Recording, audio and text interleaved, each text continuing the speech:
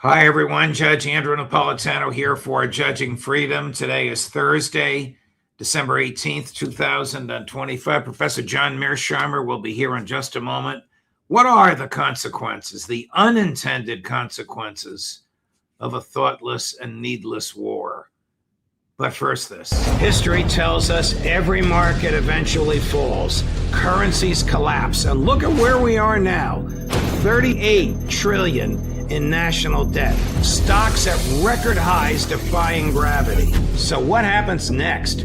Groceries, gas, housing, everything's going up. And this dollar, it buys less every day. When the system breaks, your stocks won't save you and your dollars won't either. But one thing will: gold. I've said it on my show for years. Gold survives collapse. Central bankers know this and billionaires know it. That's why they're buying more. Is it too late to buy, or is it just the right time? Call my friends at Lear Capital to find out. Ask questions. Get the free information. There's no pressure. And that's why I buy my gold and silver from Lear. And right now, you can get up to $20,000 in bonus metals with a qualified purchase. Call 800-511-4620 or go to LearJudgeNap.com today. Professor Mearsheimer, welcome here, my dear friend. Thank you for accommodating my schedule. What are the international consequences, start with geopolitical and perhaps economic, of the American military seizing an oil tanker with 100 million barrels of oil in it, and then purporting to blockade the country from which it came, Venezuela? Well, I think what the administration is trying to do here is figure out a way to get out of the corner that they've boxed themselves into in this Venezuela situation. I mean, we decided early on that we were going to get tough with Venezuela, that it was this great threat to the United States, and that we would be able to deal with it rather easily.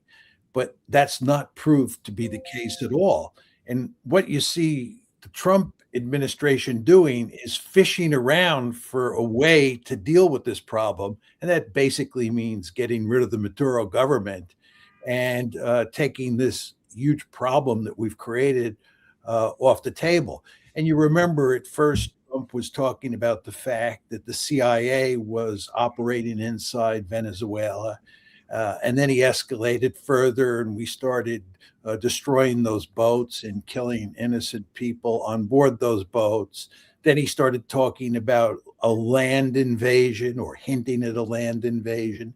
Then he said that the airspace over Venezuela was closed, and now they're seizing tankers, and they're talking about putting some form of blockade on Venezuela. All these different approaches are due to the fact that the Trump administration is unable to figure out how to deal with the Maduro government in a way that they can save face. They are in a real pickle. The administration is in a real pickle. And that's what explains what's going on with the seizing of this particular ship and the blockade that's now been announced by Trump. You know, you mentioned the changing, I wouldn't even call them theories, the changing arguments advanced for the interference with Venezuela. In 2017, his first year of his first term, when he addressed the joint session of Congress, he famously introduced the person he said was the president of Venezuela. And it was this young man, Juan Guaido, who, by the way, today is a grad student in Miami, Florida. Anyway, at the time, he introduced him as the true president. The Congress gave him a profound and lengthy standing ovation, and we were going to get him back there because he's the one who won the election. All right, fast forward, and well, it's fentanyl. Well, it turns out the Drug Enforcement Administration, his own, says no, the fentanyl is made in Mexico. Then it's cocaine. Then his Drug Enforcement Administration said no. Venezuela once did send cocaine here, but they don't anymore. Then 2 days ago, he said Venezuela stole our land and stole our oil. Could he possibly think that a natural resource under Venezuela belongs to the United States? My point is, you're right. He's boxed in and now scrambling for a justification for the boxing in. The boxing in, according to Colonel Wilkerson, is costing $1 billion a day. But I just want to say what you said is very important, and what I said is very important, but we're talking about two different things. And it just shows you how desperate the administration is. You were talking about the rationale or the different rationales, plural, for what they're doing and how that shifts. And I'm talking about the different strategies that they're using and how that has been shifted over time. And what you see is that they're flailing. He's boxed himself into a corner. You know, when I see this case of Venezuela, for some reason, I always think of his campaign in the Middle East against, what's that small country that was lobbing missiles at Israel and in the Red Sea? The Houthis, right? Yemen, right. Campaigning against the Houthis. You remember he said earlier this year that Joe Biden just hadn't been tough enough with the Houthis, and he was going to get tough with the Houthis, and he was going to finish them off quickly. And after a month, he quit, and he admitted that the Houthis were tough hombres, and we couldn't defeat the Houthis. You're omitting something. $500 million later, $500 million later, he quit. Yes, exactly. But it's just the Houthis case is another instance of where he backed himself into a corner, right? It's, you know, you're talking about unintended consequences. He thought the consequence of attacking the Houthis would be that we would decisively defeat them quickly and cheaply. And that proved not to be the case. And this is exactly the box that he's in Venezuela. The Trump administration, and this is true of American national security elites in general, do not have a very healthy sense of the limits of what you can do with military power, or and that involves threatening to use military power, which is what you've seen pretty much up to now, vis-a-vis Venezuela, or even using military power. And this goes to the case of the Houthis, right? They're just real limits to what you can do. And we constantly get ourselves into these messes thinking that we're going to be able to use military force to solve a political problem that really at heart needs a political solution, not a military solution. But you travel the world, you speak to world leaders, you speak to and interact with academics. What is the reaction to murdering people on the high seas, stealing an oil tanker with 100 million gallons of crude oil in it, and a naval blockade, which under the Geneva Convention is an act of war? Well, I think that most people around the world and many people in the United States think that the Trump administration is out of control when it comes to foreign policy. It just doesn't know what it's doing. It's the gang that can't shoot straight. This applies to Ukraine. It applies to Venezuela. It applies to Iran, to the whole Palestinian issue. President Trump likes to advertise the fact that he's been a great success in foreign policy, that he's shut down 8 wars, he should get a Nobel Prize. This is just not a serious argument. The guy has actually failed at almost every turn. There are hardly any cases where he's been successful. You look at the Iran situation. The Israelis and the Americans are threatening to attack Iran again. I thought they told us that in June they produced a great success. They had solved the Iran problem. Well, if they had solved the Iran problem, why are we talking about attacking Iran again? Ukraine, it's obvious to almost everybody that we have not found a solution there, and this is a bad situation. It just gets worse with time. The Gaza situation, that one hasn't been shut down. The idea that there's a ceasefire in Gaza is a joke. The Israelis don't believe in ceasefires, and that applies not only to Gaza, it applies to Lebanon as well. And then we go to Venezuela, which we were just talking about, where they're boxed in. So the idea that President Trump has the magic touch is not a serious argument.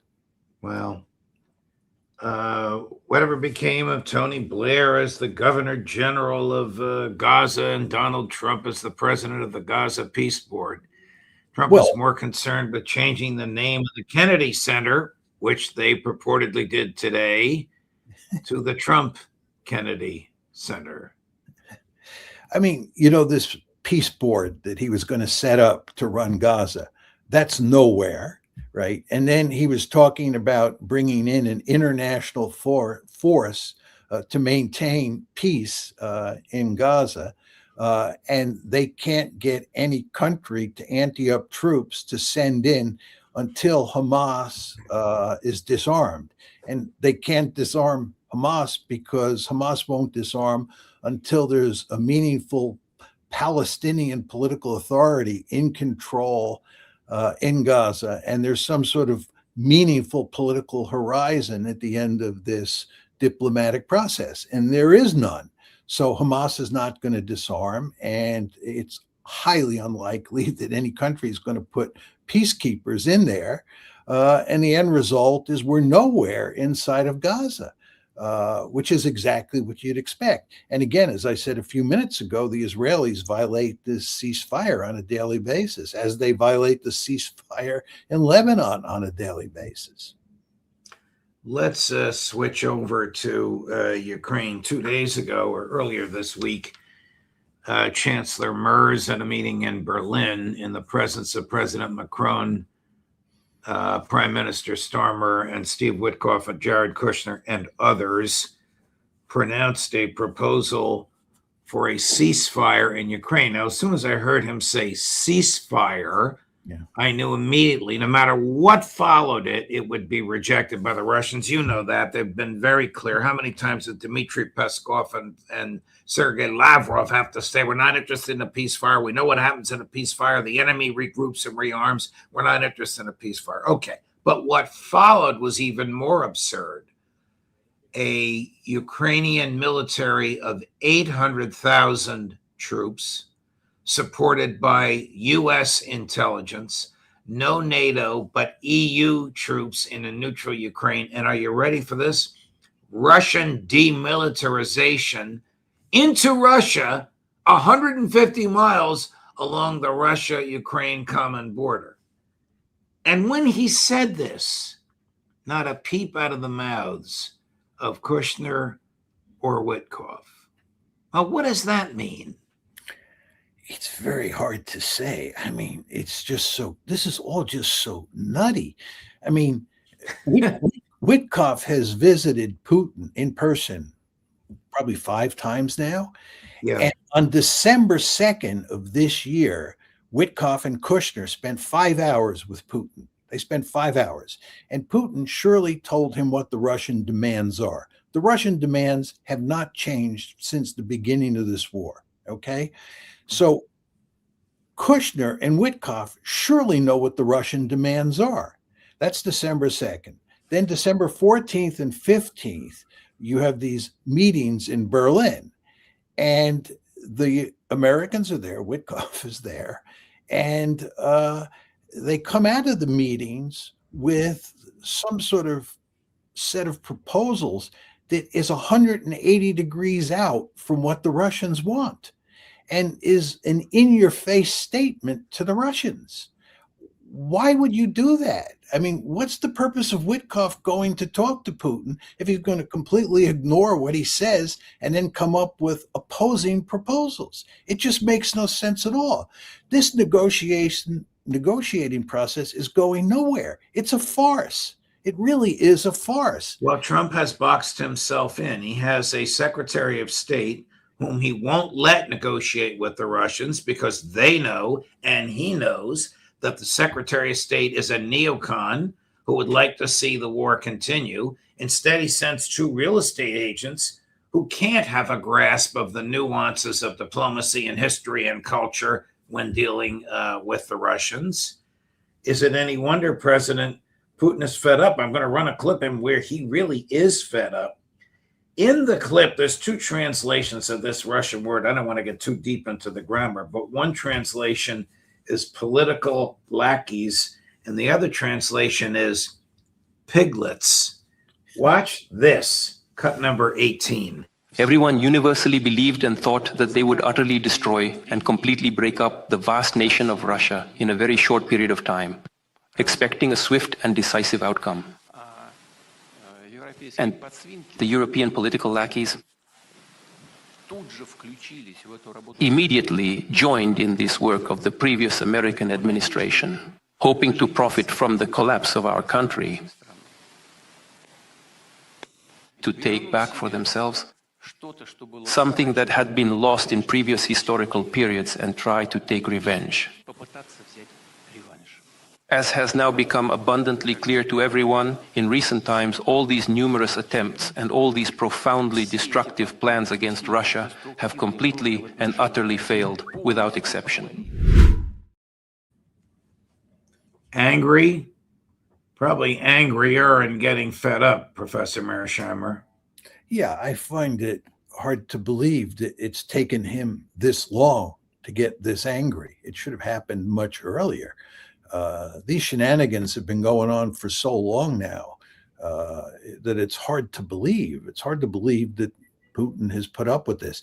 You can see from his comments that he really is much angrier at the Europeans than he is at the Americans. Right. I think that he believes that Trump was genuinely interested in reaching some sort of peace agreement. And I think it is true that Trump was genuinely interested. It's just that Trump can't execute.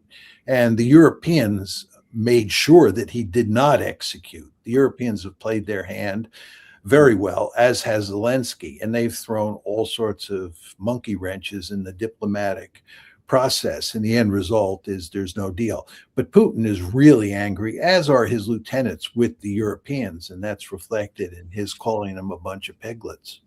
Here's Foreign Minister Lavrov, who's a little bit more temperate, but no less certain in what he's saying. Chris, number 17. As for the United States behavior, including in the Caribbean, well, of course, almost all of the countries cannot accept that, apart from the Europeans. We are very much concerned by the actions of the U.S. Navy and by the jingoist statements by the Pentagon that in addition to the unlawful actions on striking the civilian vessels without any judicial actions in the Caribbean, they now plan the land operation. Of course, all of that undermines the hopes that one can try to have a settlement under the current international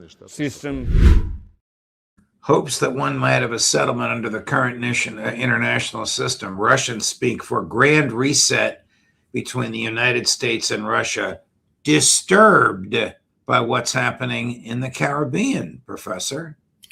I don't think what's happening in the Caribbean matters that much.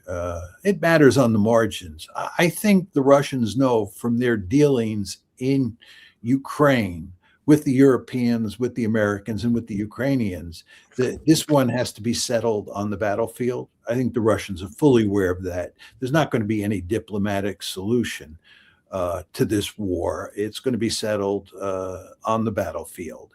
And the Russians have very powerful incentives, as I've said numerous times, to take as much territory as possible and to make sure that Ukraine is a dysfunctional rump state so that it can't cause Russia much trouble moving forward. And I also think, and there's all sorts of evidence if you listen to what the Russians are saying, that they believe that even after you get a frozen conflict, there are going to be poisonous relations between Russia on one side and Ukraine and the West on the other. In a very important way, they're preparing for a long war.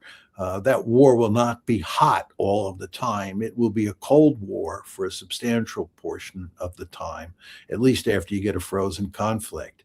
But you're going to have terribly nasty relations in Europe between the Russians on one side and the Ukrainians and the Europeans on the other for a long, long time. This is a disastrous situation. The fact that President Trump was unable to shut this war down is disastrous. It would have been so good if he could have done that. I'm not sure that he could have done it under the circumstances. It was a Herculean task to shut this war down, but there's no question that he didn't even come close because he really just didn't know what he was doing from the beginning, and his advisors were inept in the extreme. Yesterday, the United States Senate passed the same NDAA, National Defense Authorization Act, that the House passed. I won't get into it. There's a lot of controversial things in there, including a 25% hold back on the funds until the Secretary of Defense, who calls himself the Secretary of War, releases the videos of all the killings in the Caribbean. That's not my point. My point is that in there is $400 million for Ukraine, and Trump's going to sign it. Chris has a funny full screen of Trump giving a speech, and all of a sudden, Joe Biden is right there on his shoulder. I mean, this is shades of Joe Biden. Why is the federal government of the United States borrowing $400 million, because they don't have the cash, and sending it to Ukraine? Well, Congress allocated the money. It's not clear that Trump asked for the money. As you know, Congress, in the form of Lindsey Graham, Mitch McConnell, and others, is super hawkish on Ukraine. So I'm sure they put the money in there. And $400 million is actually not a lot of money. Well, you're right. You're right. Under Joe Biden, we gave them $265 billion. Yeah. Right. There's Trump with his least favorite predecessor standing behind him, because they often argue the same things, but in different words, in different terms. But this is this is cash, by the way, the $400 million to the most corrupt country in Europe. The corruption is rampant, is understood by children, by academics, by religious, by journalists, by everybody. And they're sending more cash there. Yeah. But the really important question is whether Europe can successfully steal those Russian assets in Euroclear and give Ukraine over $100 billion to help it stay afloat for the next 2 years. That's the big issue. $400 million just doesn't matter that much. Our intrepid correspondent in Brussels, Dr. Gilbert Doctorow, reports that notwithstanding, as of the end of the day in Brussels, notwithstanding enormous pressure put on him, the Prime Minister of Belgium has not yielded and will not permit an invasion of his banks. I don't know what his politics are, I don't know about him, but he obviously understands the banking system and what would happen to it if this money was stolen, and he understands private property. Yeah, well, he's also well aware that Euroclear, where the money is located, is in Belgium. Right. And, if there are legal consequences down the road and somebody has to pay back the money, he lives in mortal fear that that country will be Belgium. And a number of the other European countries, the bigger European countries, have assured him that wouldn't be the case. But in this day and age, does anybody believe what another country says? No, of course not. Of course not.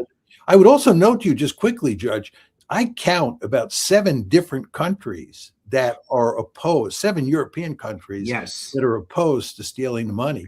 The United States has made it clear it's opposed to Europe stealing the money, as has the IMF. So there are a lot of forces arrayed against this scheme, but it still may go through. So von der Leyen and Kaja Kallas changed the voting system. It's not one vote per country. It's now weighted votes based on your population. So their hope is that France, Germany, Great Britain, and whoever else is on their side will outweigh the votes of Hungary and the Baltic states, whoever else is opposed to. But I don't think it matters, because the Belgians are just not going to do it. I'm not sure how that works.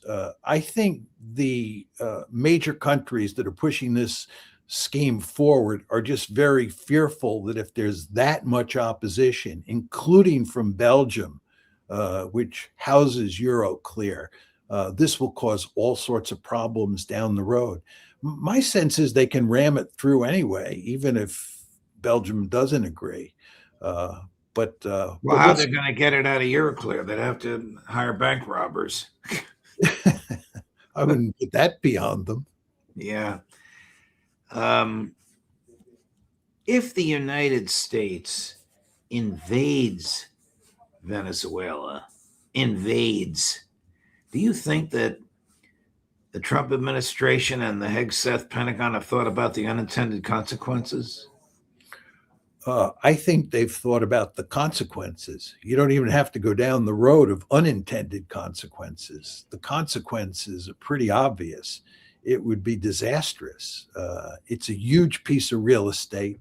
There are a lot of people there.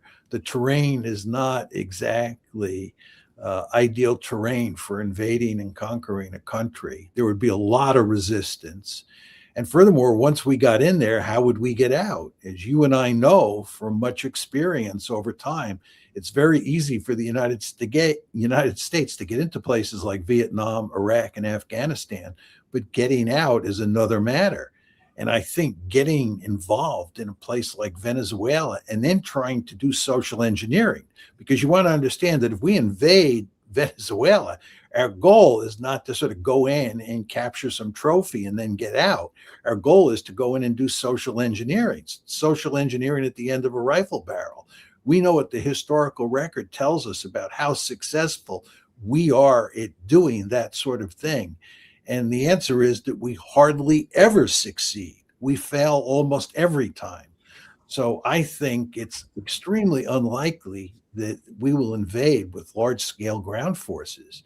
I mean, they may send in small teams of special force units, but it's hard for me to imagine they'd be foolish enough to invade with a large-scale ground force. And if they do, we will pay a significant price, to put it mildly, for doing that. Professor Mearsheimer, this morning,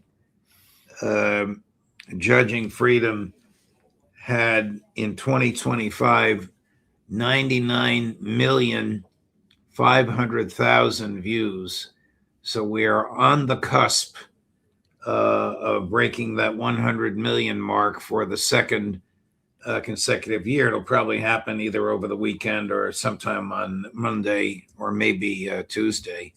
Thank you so much for the substantial material, selfless contributions that you have made to that. I hope this will continue in the new year. I hope we see you again before Christmas. We're only on for a short week next week because Christmas is Thursday, but I hope that I can pick your brain one more time in 2025. Yeah, I'd be glad to talk before Christmas. And I would just say to you, I commend you for running this show. You're providing a tremendous public service.